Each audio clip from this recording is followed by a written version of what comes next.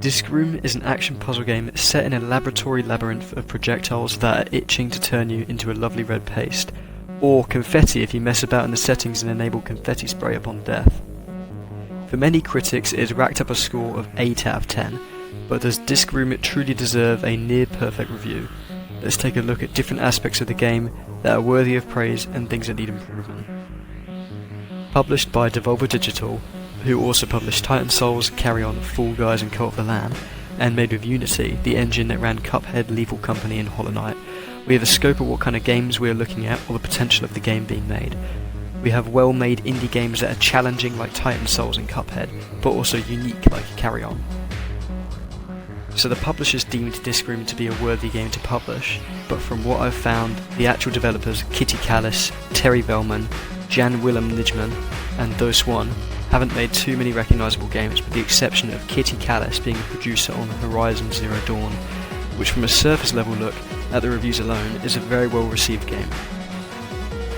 We already have a green flag with the dev team having a connection to a recognisable game, but now we're onto the real review and not the background information. To start off, we have the soundtrack created by Doseone, who is a rapper, producer, poet and artist. He also co-founded Anticon in 1998, an indie hip-hop record label that has since dissolved after unfortunate circumstances in 2018. In terms of the actual soundtrack, I have listened to it in its entirety, but I want to point out that this is the part of the review that will be very debatable, as music tastes can differ a lot from person to person. Though I must say that I myself did not exactly enjoy the music, and outside of the gameplay I will not listen to songs from the soundtrack like I would for the Souls games. Although I didn't take a particular interest in the music, I will commend Doseone for sticking with the theme of the game and creating 53 tracks that, despite the limits of the theme, actually have some variety between the songs, so each one is kind of unique, unlike many modern songs. The aim of the music seems to provide background noise for the actual gameplay, which they've done pretty much on the spot, and I will not judge it against titles such as Undertale, which is soundtracks that invoke a feeling of nostalgia, because Disc Room doesn't delve into those realms, and it would be unfair to judge it on something it didn't set out to deliver. The music isn't as bad as I make it out to be, it fits well with the game, and seldom tracks do sound good. I wouldn't say the music is bad at all.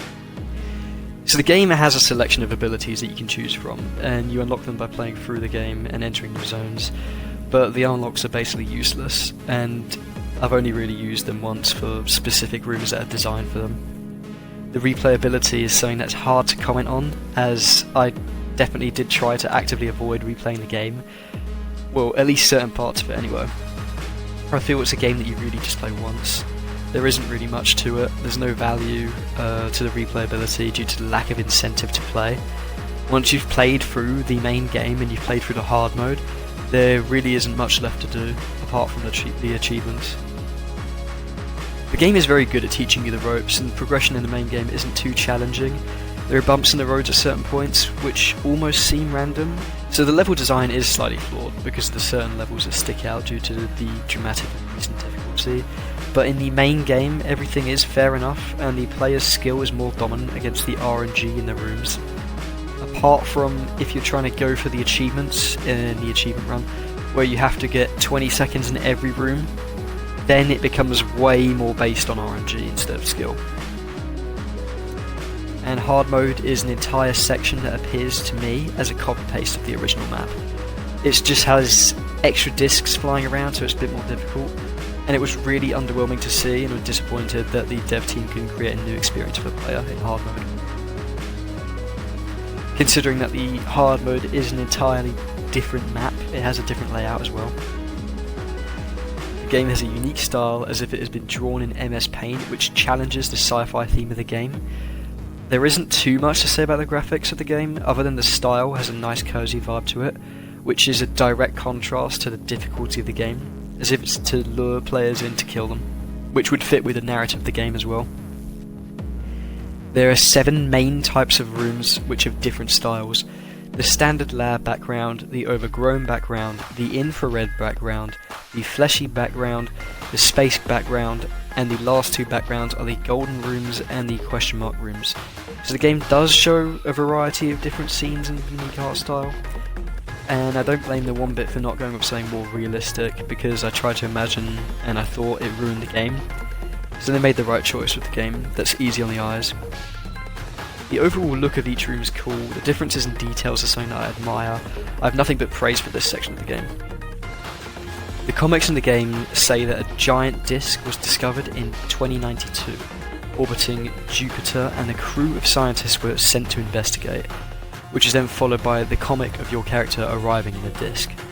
The next comic is a premonition of another scientist with a bag, and after that it is revealed that in the bag is a nuclear warhead. We chase the rogue scientist. Next we get to see more of the character's features alongside a flashback of the rogue scientist putting the bomb in the bag and telling us to keep quiet about it. And then we see that the next day she has left her room and we catch her leaving the shuttle to take the bomb to the disk. After the final boss fight, we see the cutscene where we both are on the floor and our character gets up to clone ourselves so that we can take care of our purple friend, and the clone can heroically take the bomb along with themselves to dash into space with the bomb about to detonate, which saves the two scientists. After the comic in hard mode, we get to see the purple scientist with us in the rooms, which is a cool addition, but that's all the plot and there's nothing else really. The game was barely enjoyable. Not much detail was involved other than in the graphics, and it seems to deliver about an average gaming experience. It's not bad, but it's not great either. It's just on the cusp of alright. More detail can be added, and I'd like to see the developers become more creative with the abilities. Even if it does kind of suck, I still enjoy seeing the devs get creative and exploring ideas, but something in the game is lacking, and it shows the presence of ideas that could have made the game much more than it was. The mirror ability.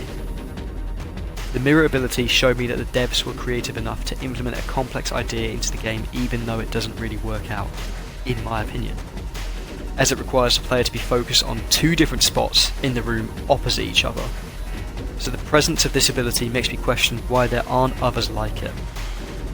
There aren't many abilities in the game, and I feel that they could have added more because they experimented with this ability. They showed that they were capable of making something as complex as the mirror ability. Although it didn't work out, I don't think it's very well implemented for bullet hells. I feel that they could have added more because they experimented with this ability. I know the devs are more than capable of coming up with more.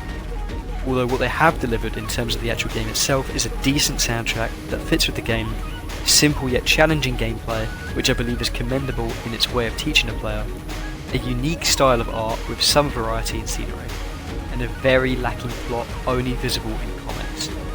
In objective terms, the game doesn't warrant a very high score for what it provides, but what seals the deal on whether the game is objectively worth buying or not is the next component of the review. It is difficult to rate the pricing separate to the game as it is the game's worth, so I have to review it after the actual game review. Having reported 3 hours of gameplay for beating the game, it doesn't really match the £12.49 that it costs, especially when there are games that have more hours of playtime that cost less and are more enjoyable, such as Stardew Valley at $11.99, which I have over 70 hours in the game so far on my first playthrough.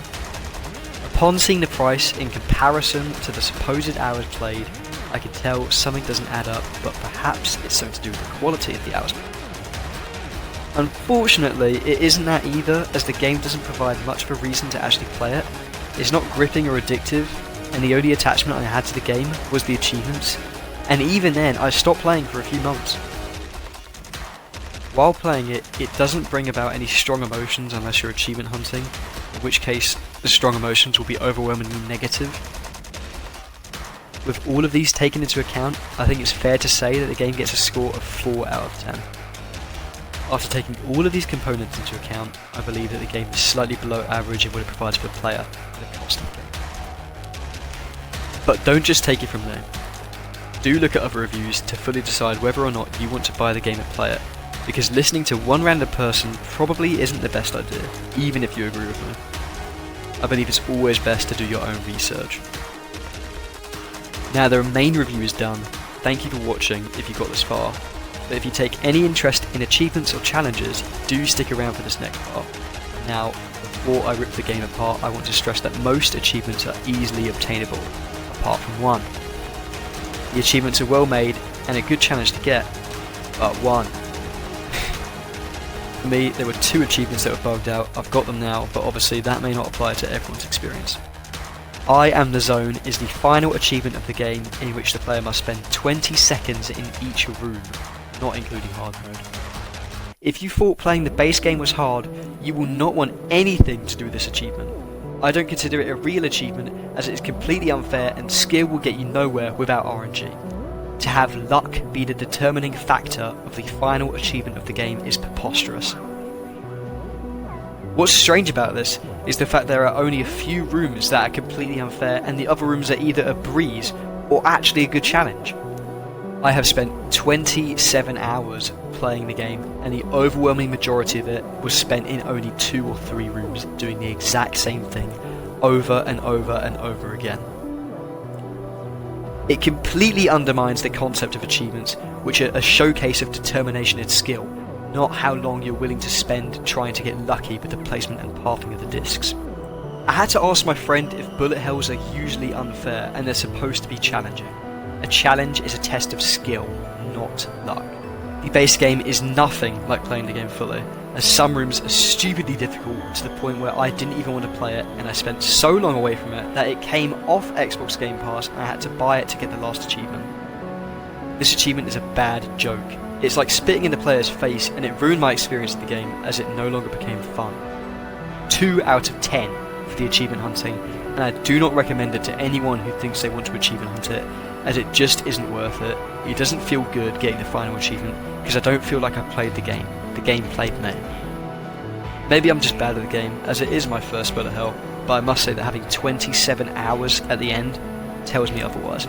Thanks for watching to the end, I really appreciate it. I'll be doing more reviews like this in the future, so if you have any recommendations of games that you want me to review, leave them down in the comments below and I'll add it to that list of stuff I've got.